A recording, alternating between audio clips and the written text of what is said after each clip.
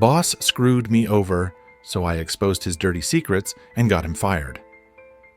It all started a year ago when I, Percival, landed a job at this seemingly prestigious law firm.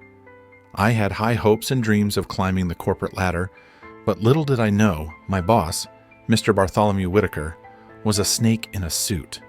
I had been busting my ass for months, working late nights, skipping lunch breaks, and handling projects that weren't even in my job description. And for what? A pat on the back and a good job, Percy, from Bartholomew. Things took a turn for the worse when Bartholomew started to get more involved in one of my big cases. He would swoop in, take credit for my work, and then scold me in front of the entire office for minor mistakes. It was humiliating. But the final straw came during a quarterly review meeting. I had worked tirelessly on a project that secured a significant client for the firm. I was expecting some sort of recognition, maybe even a promotion.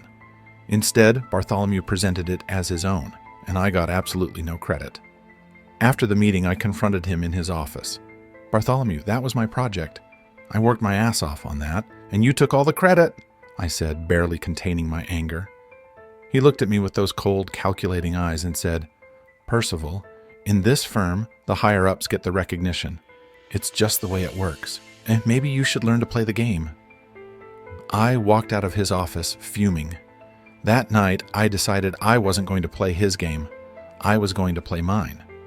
Over the next few weeks, I started digging. Bartholomew was too smug and too careless, and I knew he had skeletons in his closet. I just had to find them.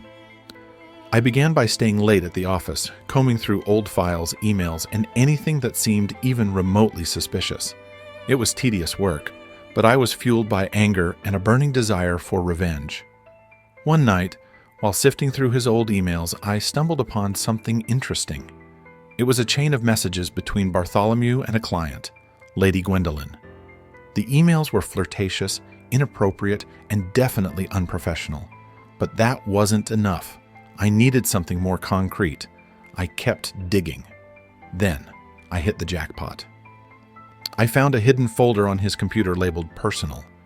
Inside were documents detailing shady financial transactions, kickbacks from clients, and worst of all, evidence that he had been embezzling money from the firm. The sums were staggering, and I knew this was enough to bring him down, but I wasn't done yet. I needed a plan to expose him without getting myself fired or, worse, sued. I spent the next few days meticulously planning my move. I couldn't just go to HR or the partners. Bartholomew had them all in his pocket. No, I needed to go public. I gathered all the evidence, made copies, and stored them in multiple locations.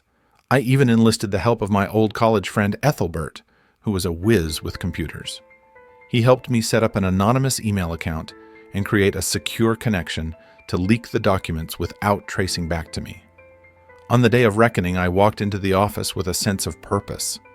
Bartholomew was in a meeting with the partners, so I had a clear shot. I sent the emails to every major news outlet in the city, as well as the firm's biggest clients. The subject line read, "Your managing partner is a fraud." Within minutes, the office was in chaos. Phones were ringing off the hook, reporters were showing up at the front desk, and the partners were scrambling. Bartholomew's face went from his usual smug expression to one of pure panic. It was glorious. I watched from my desk as he was called into the partner's office. The meeting lasted for hours. When he finally emerged, he looked like a broken man. The partners informed the staff that Bartholomew was no longer with the firm, effective immediately. With Bartholomew out of the picture, the firm went into damage control mode. The partners tried to reassure clients and staff that they were taking steps to rectify the situation. They launched an internal investigation, but the damage was already done. Clients pulled their accounts, and the firm's reputation was in tatters. I thought my troubles were over, but I was wrong. The partners soon realized that someone within the firm had leaked the documents. They started looking for a scapegoat, and it didn't take long for their suspicions to fall on me. One afternoon, I was called into the conference room. The atmosphere was tense, and the partners were glaring at me. "Percival, "Do you know anything about the leaked documents?" one of them asked. I played dumb. "No, sir. I've been just as shocked as everyone else." They didn't buy it. "We know it was you, Percival. We have ways of finding out these things. You are fired, effective immediately." I was escorted out of the building, my belongings thrown into a cardboard box. It was humiliating, but I didn't regret a thing. Bartholomew was gone, and that was worth it. After being fired, I struggled to find a new job. Word had spread in the industry about the scandal, and no one wanted to hire someone who might be a whistleblower. I was broke, stressed, and questioning if it had all been worth it. Then, one day, I received a call from an unknown number. It was Lady Gwendolyn. "Percival, I want to thank you. Bartholomew was a monster, and you exposed him. I have a proposition for you. How would you like to come work for me?" Turns out she had started her own firm and wanted me to be part of it. I accepted without hesitation. Working for Gwendolyn was a breath of fresh air. She valued integrity, hard work, and honesty. Everything Bartholomew wasn't.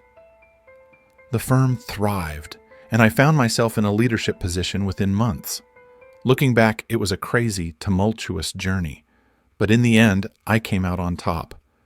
Bartholomew got what he deserved, and I found a place where my efforts were truly appreciated. So, if you ever find yourself being screwed over by your boss, just remember, sometimes exposing the truth can set you free.